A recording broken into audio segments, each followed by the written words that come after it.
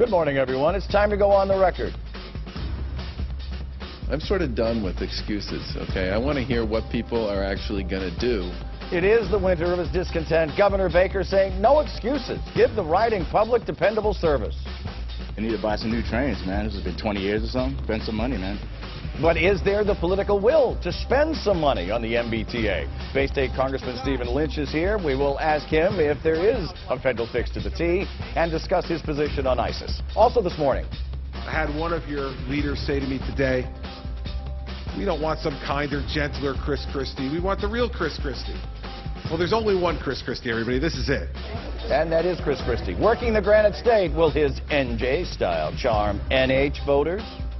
From WCPV Boston, the inside word from Washington to Beacon Hill. Today's newsmakers are going on the record. Good morning, everyone. I'm Ed Harding. The four letters of the week. MBTA has been spelling PAIN for commuters and political peril for some public officials. Today we have one of them, the congressman from Boston. He is with us, Stephen Lynch, an 8-term Democrat from Southie. And sir, right off the top, obviously, let's talk about the T.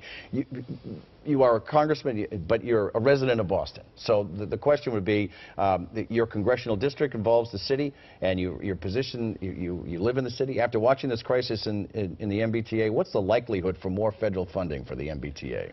Well, there'll be more money, but the analysis that the federal government will do regarding emergency funding is that they will try to determine how much of the emergency was created by natural causes, the weather, and how much was created by failure to maintain the train fleet, basically. So, you know, whether we have enough train sets and whether we've done proper maintenance, they won't reimburse us for that. So in other words, you're going to look at any potential mismanagement or misdirection of funds in that direction? Well, certainly lack of diligence in maintaining the fleet. That won't be reimbursed because normally in a congressional cycle, Massachusetts in the past has got about $600 million. And it's the MBTA and the state that decides where that money will be spent, whether it's maintaining things or expanding rail lines. So they'll have to look at that as well. You know, but everyone at home listening to this to say, well, that's all fine, well, and good, but the problem is today, the problem is this week, and that analysis, that study wouldn't be revealed within a day or a week or a month. Right. Well, we haven't done a 2015-2016 transportation bill yet either. But, you know, the emergency funding is a much shorter time period, and typically they don't reimburse for the first dollar. So they'll require the state to pick up 70% of the cost, and then they'll backstop that with federal money that might pick up the remaining 30. We had Boston's Mayor Marty Walsh on last week. I want to play a little soundbite from the mayor. He was right here on OTR, and the T's current problems will be helpful for getting federal dollars and boost the city's Olympic bid. Here's what the mayor said. If Boston does get the Olympics in other parts of the Commonwealth, we need a real 21st century transit authority, that the investment will have to be made in that transit authority. And I think that that's where we turn to the federal government for some assistance. So let's carry the discussion there. Is that real or is that wishful thinking? Well, I think that there's a general lack of investment in our infrastructure by the federal government. And we're having a long and difficult debate down there. There are some who, you know, especially the Tea Party, people like that, that are much more concerned with deficits than they are with you know, performing that necessary infrastructure improvements. So we've got a real ideological battle going on down there. I think that there is going to have to be a reconciliation between the gas tax that has funded our transportation in the past, but now because of, you know, because of much more fuel-efficient cars, it's not generating the amount of money that was necessary to fund our infrastructure. So we've got to figure that out. We're going to have to perhaps increase the gas tax. I know is there an appetite for that, though? You know, it's mixed. Yeah. I think, unfortunately, I think what will happen is you'll have a major bridge collapse somewhere in the country, and people will say, "Oh, we've already had one in Minneapolis. What, 2, 3, 4, 5 years ago?" Right. But I mean, that type of thing will continue to happen. They actually rebuilt that bridge. But that's what it takes to get people to focus on the needs for this infrastructure. We are way behind, as you've seen from the MBTA situation. What do you think, just off the top, about the Olympics in the city of Boston, being you a proud Bostonian? The Olympics? Yeah. I think we can do it. Yeah. Hey, look, this is a proponent of it? Do you think? I'm not buying their whole package, right. But I know that there are 4 or 5 venues in my district in Boston, in Dorchester and South Boston, right. and I'm okay with the 4 of them. There's one, the 60,000-seat stadium, that I have major problems with, but I think we can figure that out. So I would put myself down as a supporter. Let's talk about ISIS. You're a vocal opponent to the president's request to send troops to fight ISIS for 3 years. Is that correct? Right, right. Vocal and firm. I am, yeah. Having spent enough time in Iraq and Afghanistan, our original plan there in Iraq was we will train the Iraqis, we'll equip them, and then they will step forward and conduct security in their own country. We spent $25 billion over the last 10 years equipping and training Iraqis.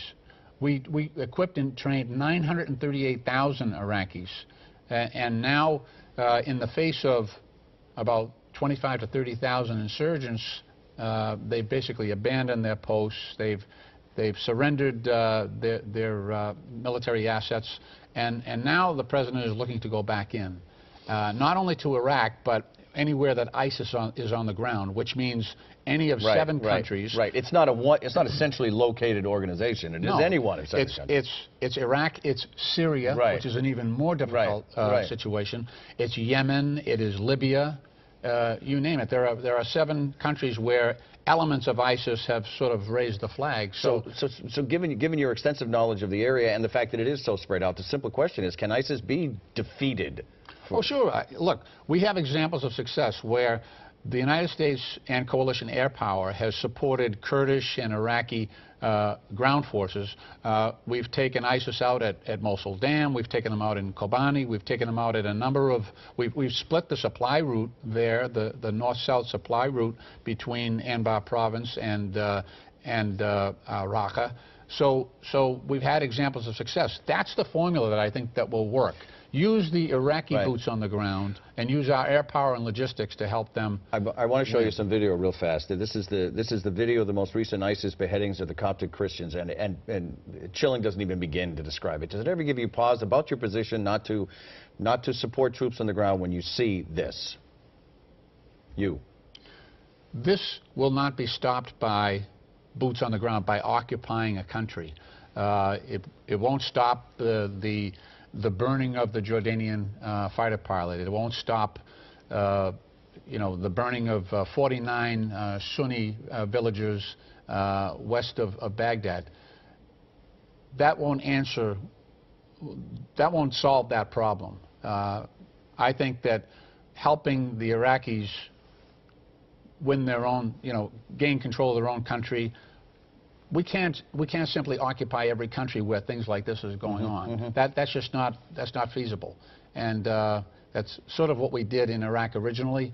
Now we've spent all this money, like I said, $25 billion doing this. We have to let that plan take shape, and I think we need to show that we're not coming in. I spent some time in Adana, which is a Syrian refugee camp just over the Turkish border, and they believe that the United States is going to come in and save and fight their fight for them, and they also think we can do it in a matter of weeks. We have Ted Reinstein out on the street to just check you on the question of sending troops to fight ISIS. Take a look. President Obama has asked Congress for new war powers to combat the terrorist group ISIS. Some representatives, including a number in the Massachusetts congressional delegation, have already said, not so fast. We took our own informal poll. Our coalition is on the offensive. I've ordered our military to keep the pressure on. I think it's a special case, and it deserves debate. It's a lifestyle that we as Westerners aren't familiar with, and I don't know that we don't necessarily know how to address that. I think the current proposal he's making is probably too broad. I think the president needs to take whatever steps are necessary to protect the country. You're a member of Congress? Do you vote to give the president these powers? I would probably err on the side of caution and say no. I think I would vote for it. You do? Yes. ISIL is on the defensive, and ISIL is going to lose. Is at least at this point a reasonable request in your opinion? I do, and I think it'll take a few months for all that to come together. I'm from the left end of this political spectrum, and I believe that people ought to be helped in any way possible. But I don't think that, I think we're unable to use American power to solve those problems. So watching that, and these are people who are not in your district, but these are people in Massachusetts by and large. What is your reaction to listening to I think those are very thoughtful positions. However, you know, I think that we can continue doing what we're doing, which is provide air power, provide some logistic support, actually do some more equipping, because we haven't done enough of that in the Kurdish areas, to help the Kurds and the Iraqis actually retake control of their country. So, you know, I'm all for that. I am just not all for putting U.S. boots on the ground to accomplish that. I think it's I'm going to change the mood considerably. You ready for the OTR pop quiz? Never. And I'm not going to ask you what your favorite color is. So stand by. But I am going to provide you. I am going to provide you popcorn. Thank you, Jenna. The lovely Jenna providing us with popcorn today. Look at this. See, go ahead. You can actually eat it. By the way, I don't think I can accept this. It was under $50. Don't worry about it. Bad popcorn. No, it's good actually. All right, with the Academy Awards tonight. Today's OTR Pop Quiz is historically significant nominated films. One of the best picture nominations is American Sniper. It's based on the autobiographical story of Chris Kyle, a Navy SEAL known as the most lethal sniper in American history. What happened to Chris Kyle? Oh, I just finished the book. I have not seen the movie, but Chris Kyle was actually killed by another veteran, a returned veteran, who was arguably suffering from PTSD. Trouble, yeah. Real-life trial going on right now in Texas. He was murdered in 2012. The director of American Sniper provoked a lot of head-scratching at the Republican National Convention in Tampa when he spoke to a chair. Oh, the director spoke to a chair. Right. Was that the MIA chair? That was the chair represented President Obama, by the way, and that man, the director of the movie, is? Clint Eastwood. Clint Eastwood. He's 2 for 2. We continue with Congressman scary? Lynch on the record. You're winning. Have the popcorn. It's good. Oh, yeah. We'll be right back. I will.